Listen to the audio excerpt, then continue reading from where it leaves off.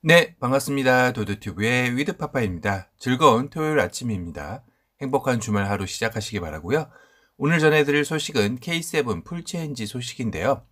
우선 이 한 장의 사진을 볼까요? K7 풀체인지 사진인가요? 그릴이 뭔가 많이 달라지긴 했죠. 그런데 다른 부위는 기존 2세대와 비슷해 보이기도 하고요. K7 풀체인지가 내년도 예상이기에 이렇게 빨리 모습이 나올 리는 없을 텐데요. 그릴은 분명 K7 풀체인지 예상도에서 봤던 느낌과 거의 흡사해 보입니다.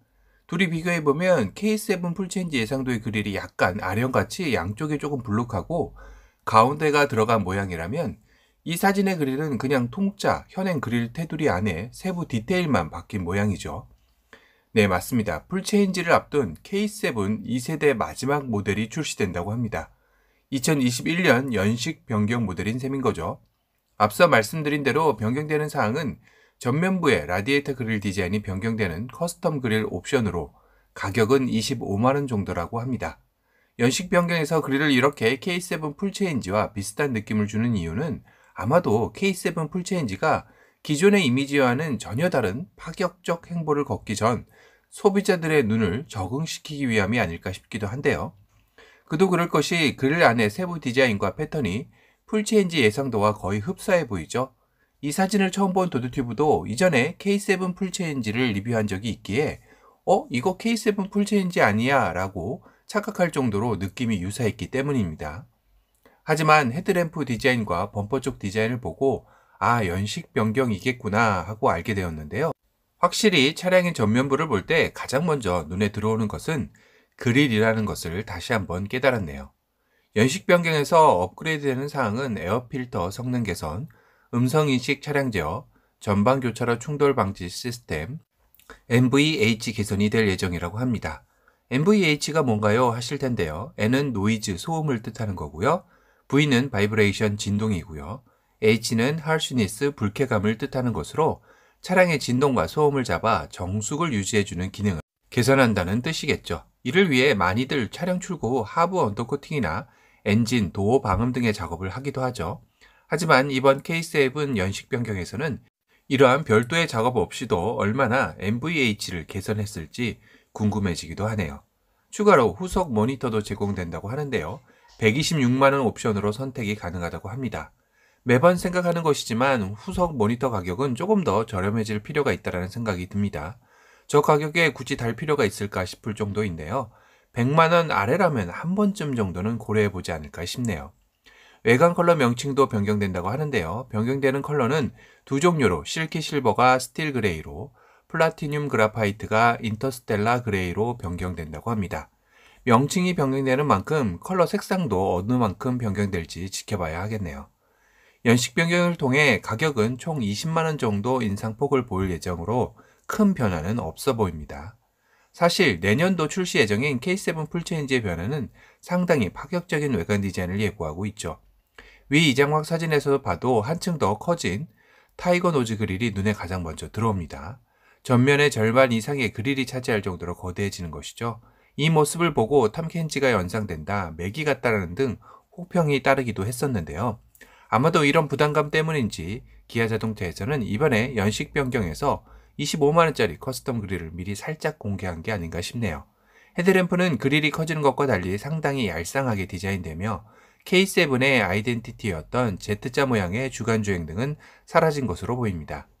측면부의 위장막은 보면 기존 2세대도 거대했지만 더욱더 커진 느낌이 들죠. 과연 상징적인 5m를 넘길지도 지켜봐야 하겠네요. 아웃사이드 미러는 플래그 타입으로 적용되며 대형 세단의 사각지대를 줄여줄 시야 확보가 가능해졌습니다. 후면부의 디자인 역시 전면부와 마찬가지로 상당히 많은 변화가 있을 예정인데요. 우선 K5 풀체인지에서 보여준 패스트백 디자인이 적용된 듯 하고요. 루프 라인부터 트렁크 라인까지 떨어지는 라인이 상당히 가파르며 일직선의 모습을 보여주고 있죠. 테일램프도 기존 세대와 전혀 다른 모습을 하고 있습니다. 2세대에서 보여주었던 정장의 스티치 느낌의 램프는 사라진 듯 해 보이고요. 그리고 가장 큰 변화는 뭐니뭐니 해도 K7 풀체인지부터 기아의 새 로고로 변경될 것이라 예상되고 있죠. K7 풀체인지를 시작으로 스포티지 풀체인지 등 향후 신차들에서 순차적으로 적용될 예정이라고 합니다. 어떤 느낌으로 나올지도 상당히 궁금해지기도 하네요.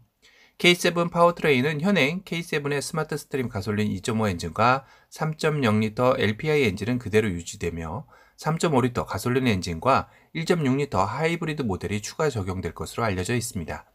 K7 풀체인지 역시 1.6L 하이브리드가 연비 요건을 축소시킬지는 아님 소렌토 풀체인지처럼 인증에 실패할지 조금 더 지켜봐야 할 것 같네요. 그런데 통상적으로 페이스리프트를 3, 4년 주기로 풀체인지 모델은 5, 6년 주기에 비하면 상당히 빠른 추세이죠. K7 풀체인지는 페이스리프트 후 2년 만에 풀체인지고 풀체인지 주기로는 5년을 조금 넘긴 시점이라고 하네요. 이는 정의선 부회장이 신차 개발 기간을 2년으로 단축시키라는 업무 지시가 하달되었다고 하면서 앞으로 현대기아차의 신차 주기는 더욱더 짧아질 것으로 내다보고 있습니다. 그리고 또 하나의 변화는 현대기아차의 풀체인지와 부분 변경의 경계가 모호해지고 있다는 점인데요. 아마도 이는 앞서 말씀드린 정의선 부회장의 2년 주기 신차 개발 지시를 따르기 위해 자구책일 수도 있겠다는 생각이 들었습니다. 흔히들 얘기하는 풀체인지급 페이스리프트라는 용어도 이에서 나온 것이라는 생각이 드네요. 하지만 소비자들 입장에서는 차량을 사고 돌아서면 구형이 되는 기분이 들어 상당히 기분이 좋지는 않죠. 해외 자동차들은 풀체인지 주기를 7년에서 8년, 이보다 더 길게 두기도 하고 국내처럼 전면 그릴을 이처럼 아예 다르게 하지도 않죠. 그들만의 시그니처 그릴과 헤드램프 디자인은 유지하는 내에서 변화하기에 차량을 출고한 지 오래되어도 신차들과 큰 차이 없이 탈 수 있다는 이점도 있습니다.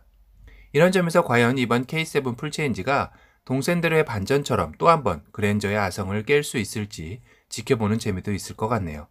현재 K5 풀체인지는 소나타 판매량의 2배 가까이 이르고 소렌토 풀체인지 역시 산타페를 가볍게 따돌리고 있습니다.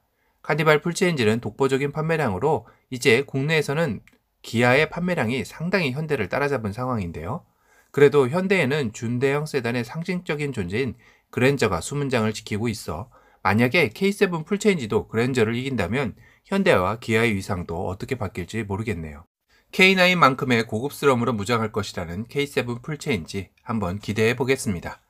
오늘은 K7 풀체인지 전 2세대 마지막 모델인 2021년 K7 연식 변경 모델에 대한 소식을 전해드렸습니다. 오늘 영상이 도움이 되셨다면 도도튜브 구독 알람 설정 부탁드리고요. 또 다른 신차 소식으로 찾아뵙겠습니다.